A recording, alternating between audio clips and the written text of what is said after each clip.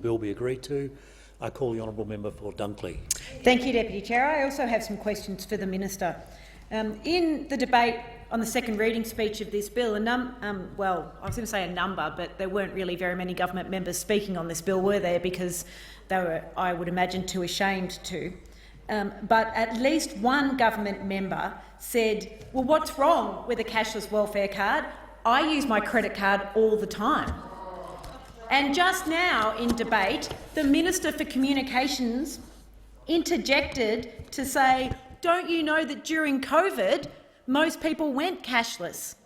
Will the minister explain to the government backbenchers and the Minister for Communications the difference between using a credit card where you can buy whatever you want, whenever you want, and being forced to go onto the government's mandatory cashless welfare card, which is racist in its application? Will the minister make clear to the other cabinet ministers who appear not to know what this legislation is about that they are voting on,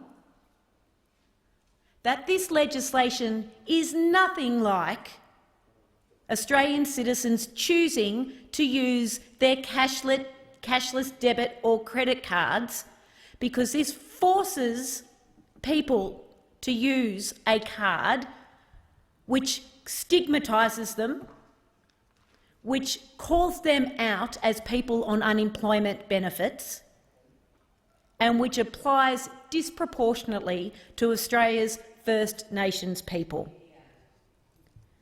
My second question for the minister: given, as the member for Barton has pointed out, that we know that this government has spoken to the Big Four banks and supermarkets and Australia Post about the technology to extend this draconian legislation beyond First Nations people who are on benefits, will the minister today stand up in this place and rule out extending the cashless welfare card to other recipients of government allowances?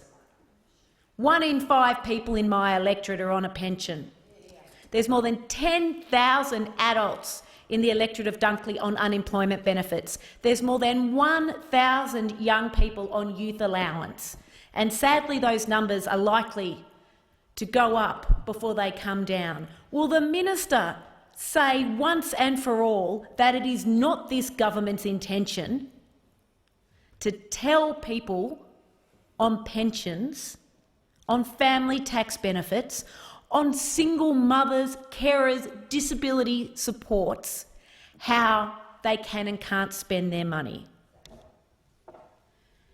How many local businesses in the sites where these cards have been on trial have missed out on business because they can't facilitate the cashless welfare card? Can the minister answer that question? And does the minister agree that government policy, particularly policy that impacts on the lives of people by telling them what they can or can't do, should always be based on evidence? Or is that only an attitude that the government took during COVID-19 and it doesn't apply to legislation and schemes that disproportionately impact on Australia's First Nations people? And if the minister intends to push on with this legislation, does the minister then concede that this government picks and chooses evidence only when it wants to? And finally, will the minister explain or ask the Prime Minister to come into this chamber and explain how he could stand up in February of this year and tell this parliament that he was the first Prime Minister ever to commit to working with First Nations people, to supporting their self-determination and to not telling them what to do, but yet he votes for this draconian racist legislation?